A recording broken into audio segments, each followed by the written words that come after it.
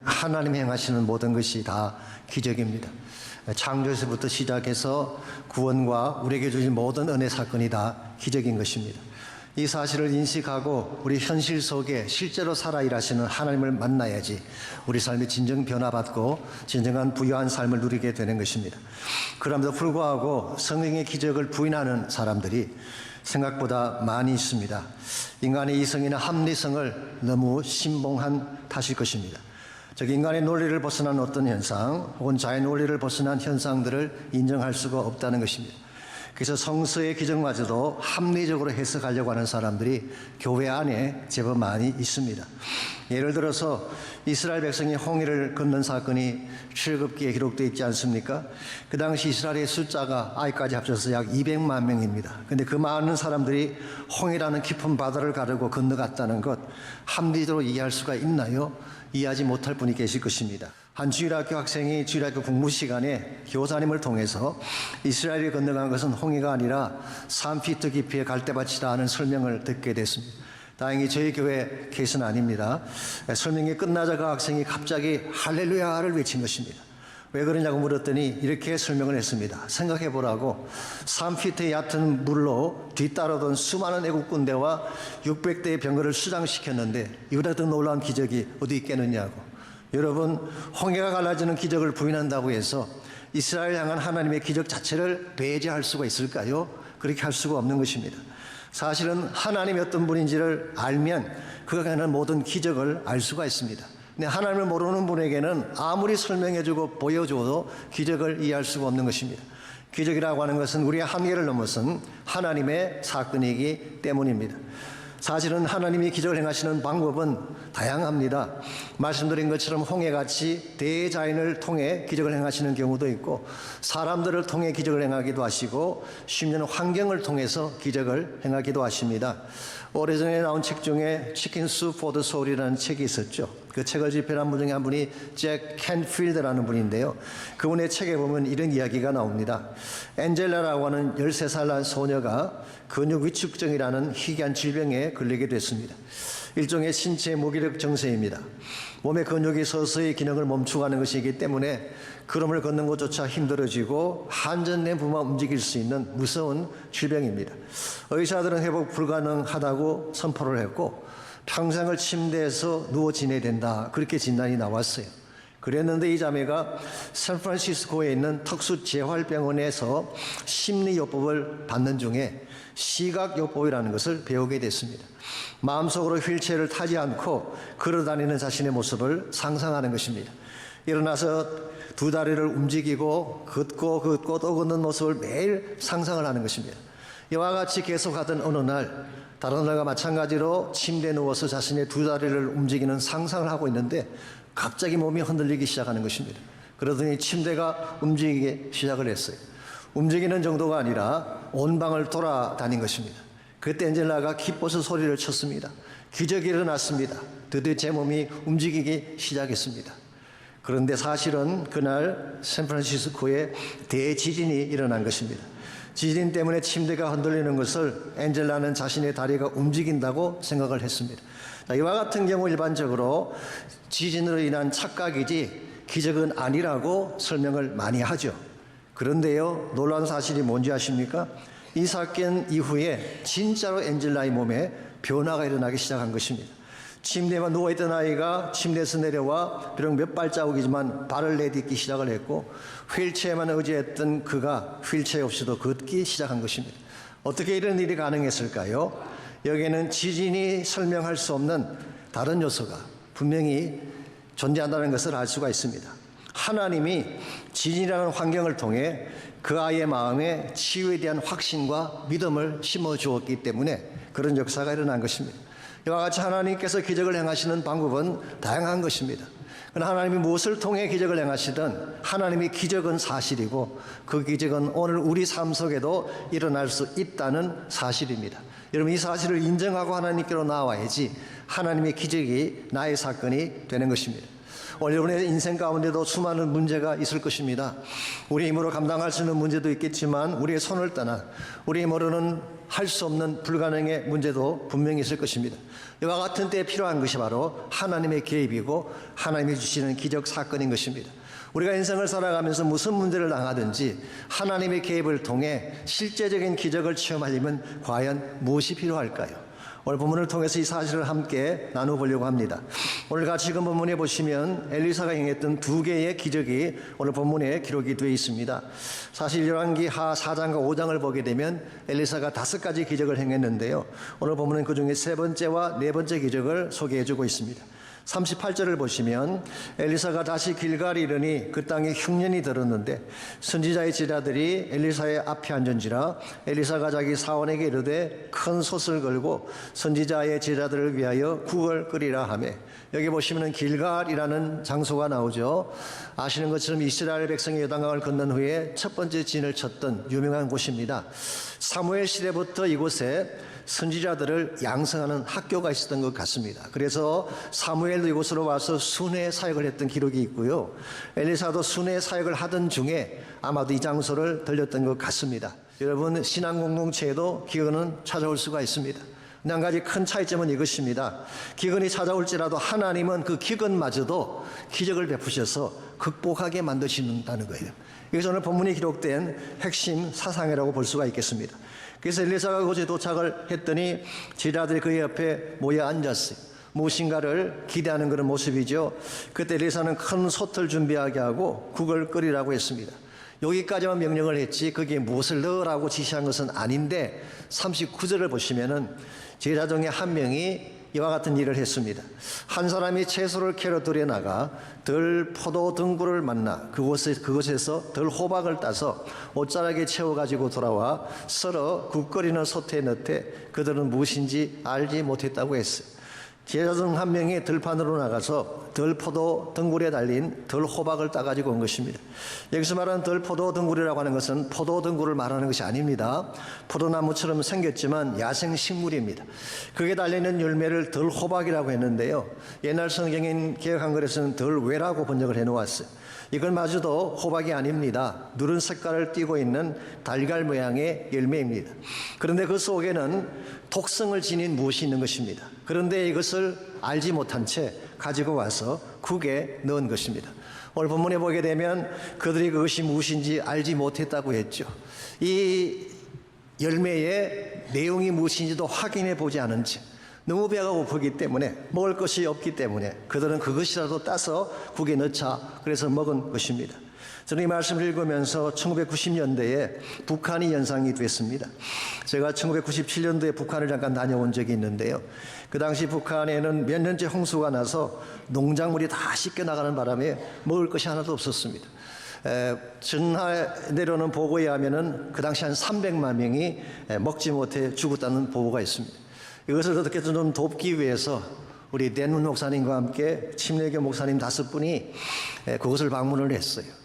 저희들은 찝차를 타고 중국의 훈춘을 통해 그 지역을 방문했습니다. 그렇기 때문에 그들이 살고 있는 지역을 통과해 가면서 밭을 통과해 가면서 얼마나 그 땅이 황폐한지를 볼 수가 있었고 그 주민들 얼굴이 누렇게 된 것을 직접 목격할 수가 있었습니다. 그럴 중에 상당수는 독초인 줄 모르고 캐먹었다가 죽거나 병든 케이스가 많다는 이야기를 직접 확인한 적이 있습니다. 여러분, 기근이라고 하는 사건이 찾아오면 어쩔 수가 없는 것입니다. 이것저것 가려먹을 수가 없어요. 그래서 오늘 본문에서 덜 호박이라고 되어 있지만 제자들은 그것을 캐다가 그것을 국에 집어넣은 것입니다. 그랬더니 어떤 결과가 나와졌나요? 40절입니다. 이에 퍼다가 무리에게 주어 먹게 하였더니 무리가 국을 먹다가 그들이 외쳐 이르되 하나님의 사람이여 솥에 죽음의 독이 있나이다 하고 능히 먹지 못한지라. 이 열매 속에 포이전, 독이 있었던 것입니다. 이 독에 든 열매를 솥 안에 집어넣었더니 솥 안 전체가 다 독이 퍼져서 먹지 못하게 된 것입니다. 그때 41절을 보시면 엘리사가 가루를 가져오게 하고 이것을 솥에 넣었더니 독이 사라지고 제자들이 국을 먹을 수 있게 되었다고 기록하고 있습니다. 쉽게 말하면 기적이 일어난 것이죠. 이것이 오늘 본문에 소개된 첫 번째 기적입니다. 근데 42절에서 44절까지를 보면은 또 하나의 기적이 소개가 되어 있습니다. 먼저 42절입니다. 한 사람이 바알 살리사에서부터 와서 처음 만든 떡, 그 보리떡 20개와 또 자루에 담은 채소를 하나님의 사람에게 드린지라. 그가 이르되 무리에게 주어 먹게 하라. 여기 보시면은 바알 살리사라는 지역이 나와 있죠. 이 지역은 교부들이 하면은 유세비우스나 제론 같은 교부들이 하면은 벳 살리사라고 해서 새 계곡의 집이라고 불려지던 비옥한 장소라고 합니다. 그리고 그 장소는 길갈에서 멀지 않은 곳에 있다고 합니다. 그래서 거기에 있던 어떤 한 사람이 처음 만든 보리떡 20개, 이 소위 말하면은 첫 소산이죠. 이것을 엘리사에게 가져온 것입니다. 구약의 율법에 의하면은 첫 소산은 제사장에게 드리라고 되어 있는데 그 당시 북왕국 이스라엘에는 제사장이 없었기 때문에 엘리사에게 그것을 가져온 것입니다. 그래서 길갈에 살고 있던 이 제자들이 먹을 것이 없는 상태에서 국을 끓여서 유명하던 그 상태에서 이곳에서 온 사람 때문에 떡을 먹는 그런 역사가 일어난 것입니다. 그때 엘리사가 뭐라고 했나요?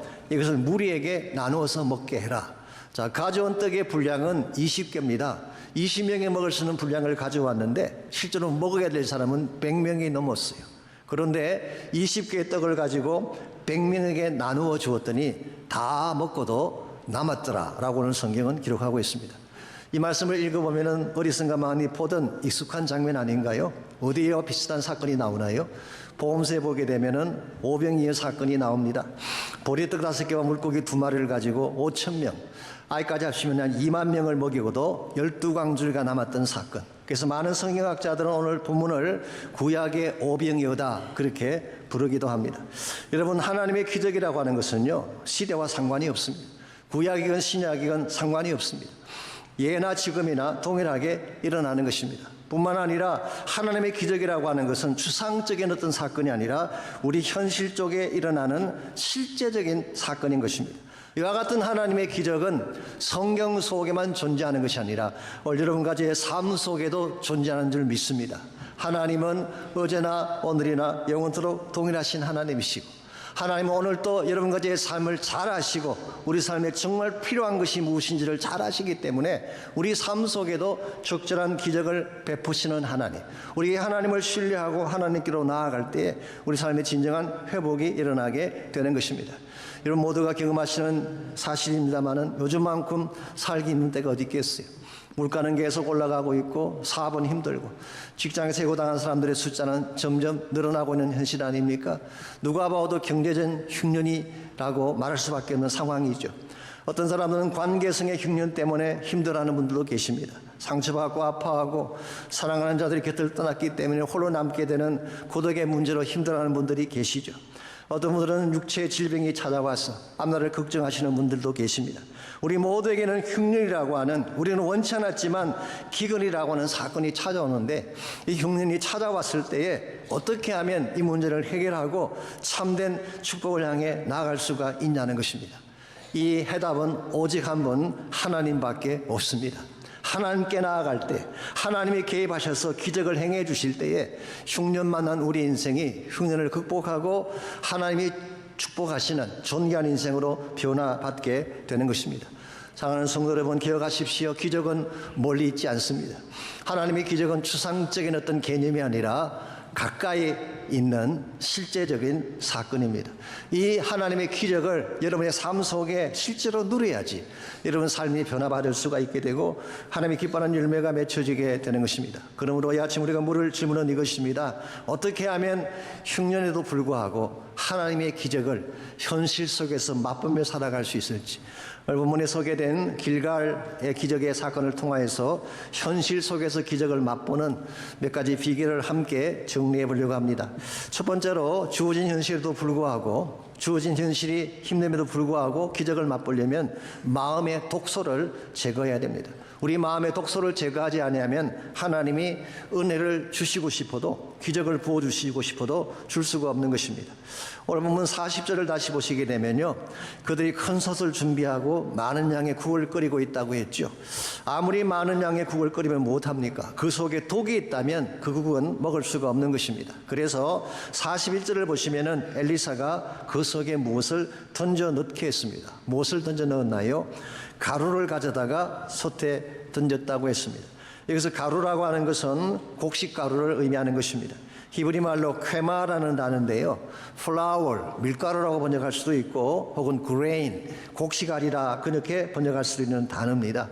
아마도 그들이 다음 해에 뿌리려고 남겨두었던 곡식, 그 곡식알을 깨뜨려서 가져왔던 것 같습니다. 그래서 이 곡식알은 그냥 곡식알이 아니라 부서진, 깨어진 곡식알을 가져와서 그것을 독이 든 솥에 넣었더니 독이 사라지게 된 것입니다.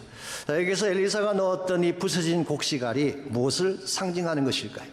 여러분, 구약 성경을 읽어보시게 되면 이 독소를 제거하는 성경적인 모형들이 많이 나와 있습니다. 그 중에 대표적인 것이 마라의 선물을 달게 했던 나뭇가지죠. 물이 서게 되었을 때 나뭇가지를 던지니까 선물이 단물로 바뀌었다라고 성경이 기록하고 있죠.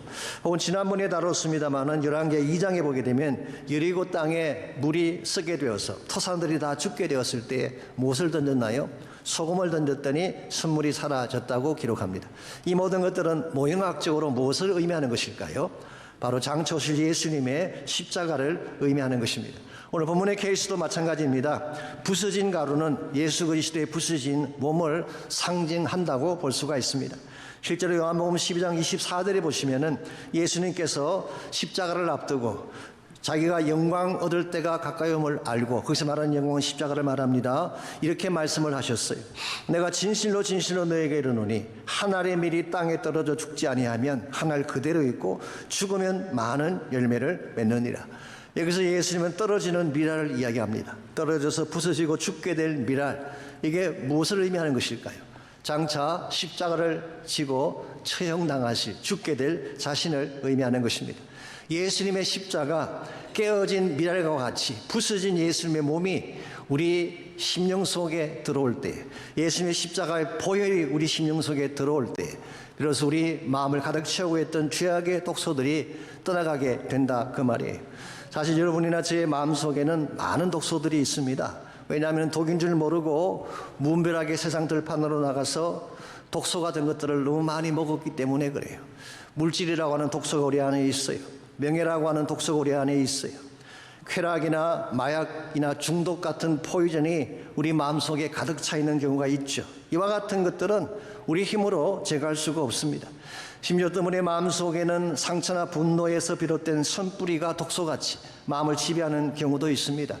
어떤 분의 경우는 하나님을 거절하고 자신의 힘으로 살겠다는 교만과 불신앙이 독소처럼 마음을 가득 채우는 경우도 있습니다. 이와 같은 독소가 우리 마음속에 있으면 하나님이 은혜를 주시고 싶어도 주실 수가 없는 것입니다. 그러므로 반드시 내 마음의 독소를 제거해야 되는데, 문제는 이것을 제거하는 것이 쉽지 않다는 데에 문제가 있습니다. 논리적인 설득만으로 이 독소가 해결될 수 있을까요?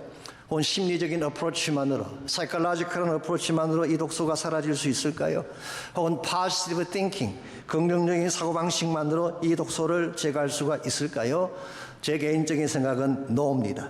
우리를 묶고 있는 죄의 본성이라고 하는 것은 우리가 생각하는 것보다 훨씬 더 강력하고 힘이 있기 때문에 그런 것입니다. 한 번은 거북이 한 마리가 호수에서 헤엄을 치고 있는데 전갈 한 마리가 와서 말을 붙였습니다. 나를 내 등에 태워주지 않겠냐? 너의 목에 타서 호수를 맴돈다면 너무나 멋있을 것 같아. 그때 거북이가 말합니다. 너는 독침을 갖고 있지 않느냐? 그 독침으로 나를 찌르면 어떡하라고. 그러자 전갈이 이렇게 말합니다. 야, 논리적으로 생각해봐. You have to think it logically. 논리적으로 생각해봐. 내가 너를 독침으로 찌르면 너만 죽는 게 아니라 나도 같이 물에 빠지게 돼. 그래 내가 왜 너를 찌르겠니? Think it logically, okay? 이 말에 솔깃해진 거북이가 스콜피온을 자신의 목에 태웠어요. 한참을 돌고 있는데 전갈이 독침으로 거북이를 쏜 것입니다. 그래서 둘 다 물에 빠지게 됐어요. 이것이 전갈이 가진 본성이라는 거예요. 사실 이것이 우리 모두가 가지고 있는 죄의 본성입니다. 하면 안 되는 걸 뻔히 알면서도 합니다. 먹으면 안 되는 걸 알면서도 먹잖아요. 뻔히 죽는 줄 알면서도 그 길을 갈 때가 있지 않습니까? 우리 마음속에 있는 전갈의 본성 때문에 그런 것입니다. 사랑하자, 미워하지 말자, 성뿌리를 제거하자 그렇게 이야기하지만 잘 되나요? 안 됩니다. 담배 피지 말고 술 먹지 말고 마약 도박 다 끊고 건강하게 살자 결심한다고 되나요? 안 되는 경우가 더 많이 있죠. 대인관계도 마찬가지입니다. 착한 말, 좋은 말하고 살자라고 결심을 하지만 많으면 또 찌르는 말, 상처 주는 말을 하잖아요. That's nothing to do with the logic. 우리의 논리와 우리 이성과 아무 상관이 없어요. That's my nature. 우리 모두가 가지고 있는 본성인 것입니다. 그러므로 내 마음속에 전갈의 마음을 가지고 있으면서 어떻게 착한 양의 삶을 살 수가 있냐 그 말이에요. 그러므로 정말 변하려면 우리의 본성이 바뀌어져야 되는데 다시 말씀드리지만 이 본성을 바꾸는 것이 쉽지 않다는 거예요. 더 정확히 말씀드리면 우리의 힘으로 절대로 바꿀 수가 없습니다. 그래서 하나님의 손길이 필요한 것입니다. 구체적으로 말씀을 드리자면 예수 그리스도의 십자가의 능력이 필요해요. 내 안에 있는 죄짐을 처리하는 길은 예수님의 보혈밖에 없습니다. 그리고 성령께서 임재하셔서 나의 마음을 장악해 주실 때에 그래서 내 마음에 있는 독소가 다 처리되게 되고 깨끗하고 밝은 마음이 되는 것입니다. 이번 신약 성경을 읽어보십시오. 사도 바울만큼 논리적이고 지식적인 사람이 어디 있었어요? 가장 샤프한 논리를 가지고 있는 가장 지성적인 대표적인 인물이 바울 아니겠습니까? 그럼에도 불구하고 사도 바울은 성령에 대한 이야기를 많이 적고 있어요. 성령으로 하지 않고는 누구도 예수를 주라 고백할 수 없다고 말씀하셨고 성령의 능력을 받지 아니하고는 내 안에 있는 죄의 체인을 끊을 수 없다. 절대로 자유할 수 없다는 말씀을 선포했잖아요. 이유가 무엇일까요? 인간의 의지의 한계를, 지성의 한계를, 논리의 한계를 누구보다도 철저하게 경험했기 때문에 그렇게 말씀을 한 것입니다. 오늘 여러분과 저의 삶도 마찬가지입니다. 나의 논리 믿지 마십시오. 나의 자존심 너무 내세우지 마세요.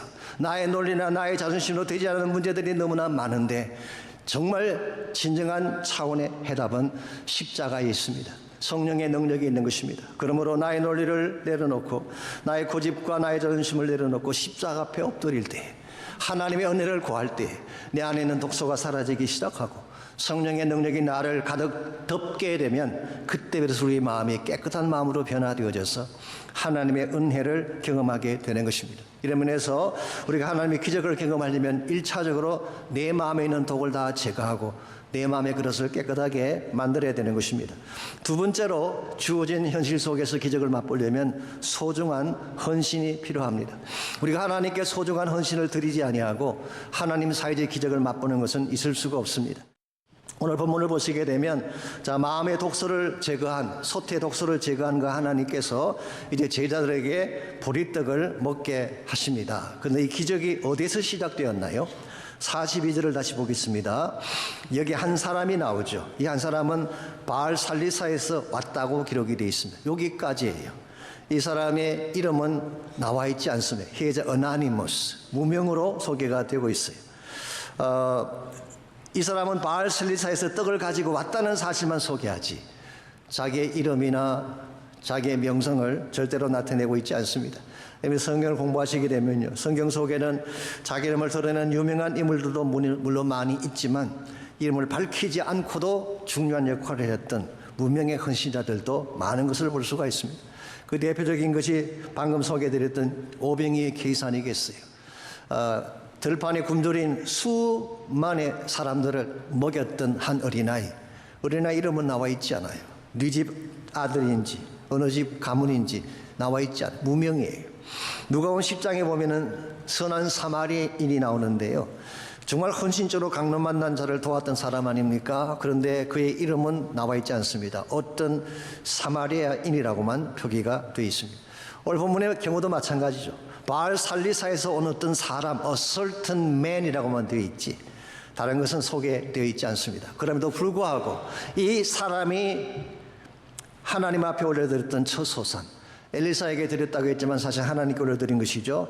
하나님께 올려드린 그 첫 소산이 굶주림 가운데 있던 100명의 제자들을 먹이고도 남는 기적의 도구가 된 것입니다. 이걸 보게 되면 하나님은 하나님 자신의 힘으로 충분히 기적을 행하실 수도 있지만 우리를 통해 기적을 행하시는 것을 발견할 수가 있습니다. 우리를 통해 하나님의 기적을 행하신다는 것은 사실은 은혜인 것입니다. 나 같은 작은 존재가 하나님께 쓰임받는 것 자체가 은혜 아니고 뭐겠어요. 누가복음 1장 28절에 보시면은 하나님의 은혜를 경험했던 마리아에 대한 이야기가 나옵니다. 아신 대로 마리아가 처음 아기를 잉태한다는 소식을 가브리엘로부터 듣게 되지 않습니까? 근데 가브리엘이 마리아의 집을 방문했을 때 첫 번째 한 말이 이렇게 기록되어 있어요. 은혜를 받은 자여 평강할지어다. 이제 가브리엘은 이 처녀가 잉태하여 아들 낳을 것을 선포하기 위해서 왔는데요. 처녀가 잉태하는 것이 어떤 면에서 은혜인가요? 잉태하게 된다면 자기와 정혼한 요셉에게 뭐라고 설명을 해야 되나요? 주변 사람들에게는 뭐라고 설명을 해야 되나요? 처녀가 아기를 가졌는데 자칫하면 돌에 맞아 죽을 수는 엄청난 부담인데 은혜를 받았다고 표현을 했어요. 드러난 사실이 뭔지 아십니까? 이 말씀을 드린 마리아가 이렇게 응답합니다. 주의 여종 예언이 말씀대로 이루어지리이다. 이 대단한 헌신이 아닐 수가 없습니다. 여기서 마리아는 자기가 비록 작은 존재이긴 하지만 작은 몸이긴 하지만 자신을 통해 메시아가 탄생하고 하나님의 구속사가 성취된다는 것이 얼마나 큰 은혜인가를 인식하고 고백을 한 것입니다. 사랑하는 성도 여러분 기억하십시오. 나의 작은 것이 하나님께 쓰임받는다는 것은 대단한 축복이고 은혜입니다. 나의 물질, 나의 시간, 나의 삶, 다른 것을 위해 소모될 수 있는데 하나님께 붙들려져서 하나님 목적을 위해 쓰임받는다는 것 큰 은혜가 아니고 무엇이겠습니까? 나 때문에 세상이 밝아지고 나 때문에 복음이 흘러갈 수 있다면 이것보다 더 아름다운 축복이 어디 있겠어요. 그러므로 무명일지라도 주님께 들어진 삶은 기쁨으로 사시기를 바랍니다. 그럼 하나님께서 여러분을 통해 정말 놀랍고도 위대한 사역의 열매를 만들어 주시는 것입니다. 1934년도에 우리 노스캐롤라이나의 샬롯이라는 지역이 있습니다. 그 지역에서 모르데카이 햄이라고 하는 분이 와서 부흥 집회를 했습니다. 그 당시는 천막을 치고 집회를 하던 시절인데요. 바로 그 집회에 윌리엄이라는 한 소년이 참석을 했는데 와보니까 이미 자리가 꽉 차 있었어요. 앉을 자리가 없습니다. 그래서 돌아서 나가려고 하는데 한 안내자가 어셔가 오더니 그를 데리고 강대상 바로 앞에 앉혀주었어요. 그날 밤 그 소년은 말씀을 듣고 예수님을 영접하게 되고 그것이 터닝 포인트가 되어서 후일 자신도 이벤젤리스트가 됐습니다. 수억의 사람들에게 그리스도를 이끈 봉사가 그날 밤 탄생한 것입니다. 오늘 크리스천들 가운데 빌리 그레임의 이름을 모르는 사람은 한 명도 없습니다. 누구나 다 아는 유명한 이름이죠. 그런데 이 빌리 그레임을 인도했던 그날 밤 그 사람의 이름은 아무도 알고 있지 않습니다. 세상 사람들은 우리 이름을 몰라줄지라도 하나님이 알아주시면 되는 거 아닌가요? 오늘 하나님께서는 유명한 이름을 가진 사람을 통해서 일하지만 알려지지 않은 이름, 무명으로 사는 사람들, 그들을 통해서도 동일하게 위대한 사역을 이끌어가고 있다는 사실이에요. 이 땅을 살아가는 동안에는 유명세를 떨치지 못했을지라도 하나님 앞에 쓰임받고 하나님의 목적을 위해 살게 되면 언젠가 우리 모두가 천국 갔을 때 천국에서는 해같이 빛난 이름이 될 것입니다. 이게 진정한 우리의 가치이죠. 그러므로 여러분과 제가 하나님 사이의 기적을 날마다 경험하며 살려면 1차적으로 내 마음의 그릇을 깨끗하게 만들어야 돼요. 깨끗한 그릇 속에 하나님의 은혜와 기적이 임하는 것입니다.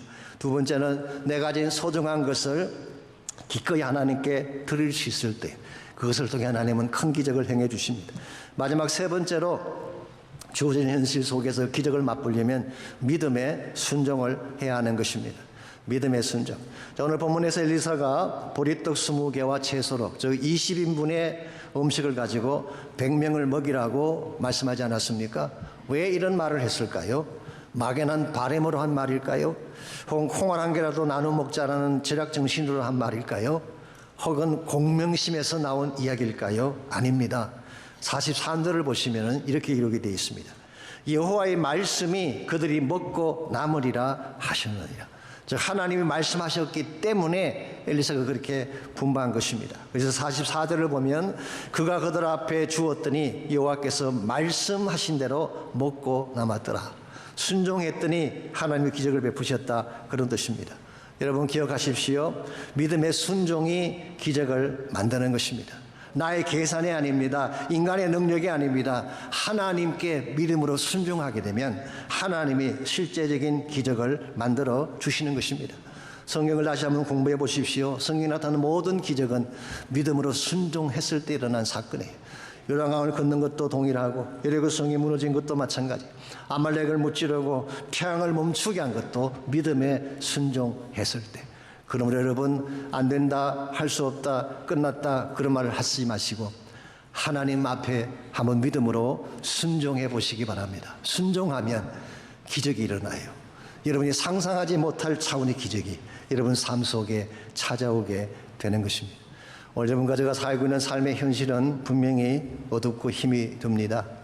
흉년을 통과하고 있는 우리 인생 얼마나 많습니까? 그러할지라도 하나님이 여전히 우리를 사랑하시고 하나님이 여전히 우리 곁에 계시고 하나님은 예나 지금이나 동일하게 기적을 통하여 우리 삶을 변화시켜주고 계십니다. 그러므로 아무리 어려운 흉년이 여러분 인생에 찾아왔다고 할지라도 하나님의 선하심과 신실하심을 믿으시기 바랍니다.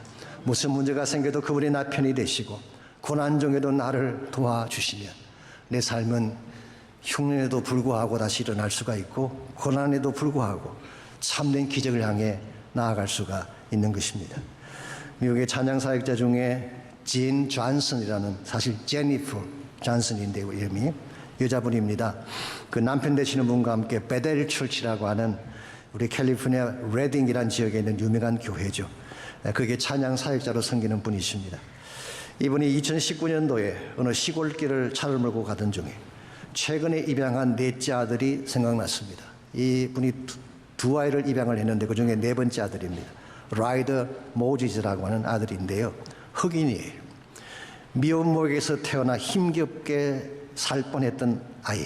근데 하나님의 은혜로 지인에게 입양이 되어서 새 삶을 살게 된 것입니다. 그냥 두었더라면 버림받았을 아이, 그냥 방치해 두었더라면 구하로 살 뻔했던 아이, 그냥 두었더라면 냉대받고 사랑받지 못할 아이였는데 자신이 그 아이를 입양하게 되면서 얼마나 감격된 마음이 찾아오는지. 왜냐하면 그것을 통해 그는 하나님의 선하심을 깨달았기 때문입니다. 사실 우리 모두가 다 고아였는데, 사실 우리 모두도 버림받고 멸시 속에 살아야 마땅할 죄인이었는데 하나님의 사랑으로 구원받고 하나님의 친자녀가 되어서 천국의 기쁨 가운데 산다는 사실이 얼마나 감사하고 감격된지, 그녀는 차를 타고 가면서 자신도 모르게 흐르는 눈물을 억제하지 못한 가운데서 이 하나님의 선하심을 찬양하기 시작했습니다. 처음에는 핸드폰으로 즉흥적으로 이 노래를 불렀지만 나중에 그것이 정식으로 찬양이 되어서 발표가 됐습니다. 제목이 Goodness of God이라고 하는, 하나님의 선하심이라고 하는 찬양입니다. I love you, Lord. 사랑합니다, 주님. 당신의 자비는 한 번도 나를 포기한 적이 없습니다. Your mercy never fails me. 나의 모든 날들, 나의 모든 삶은 당신 손 안에 있습니다. All my days I've been held in your hands. 눈을 뜨는 아침부터 잠들기까지, From the moment that I wake up until I lay my head. 주님의 선하심을 노래할 것입니다. I sing the song of a goodness of God. 2절은 이렇게 기록이 되어 있습니다. 주님의 음성을 사랑합니다. I love your voice. 고난의 풀목 가운데서도 나를 인도하시는 하나님. You have led me through the fire. 어두운 밤에도 누구보다 가까이 내 곁에 계시는 주님. In darkest night, you are close like no other. I've known you as a father. 주님은 나의 아버지가 되시고, I've known you as a friend. 나의 친구가 되시는. I've lived in the goodness of God. 하나님의 선하심 가운데 나는 평생을 살아와심을 고백합니다. 우리 모두도 동일한 고백을 하는 게 드리면 좋겠어요. 인생은 변합니다. 환경은 변합니다. 그러나 하나님의 선하심은 절대 변하지 않습니다. 주님 안으로 돌아와야 돼요. 그분의 손안에 가는 삶을 살아야 됩니다. 세상은 나를 책임질 수 없습니다. 내 안에 있는 독소와 고통의 문제들 나의 힘으로 처리할 수가 없지만 그분 안으로 들어오게 되면 그분의 사랑이, 그분의 십자가가 내 안에 있는 모든 죄들을 다 처리해 주시고 밝고 빛난 하나님의 자녀로 살게 하는 것입니다.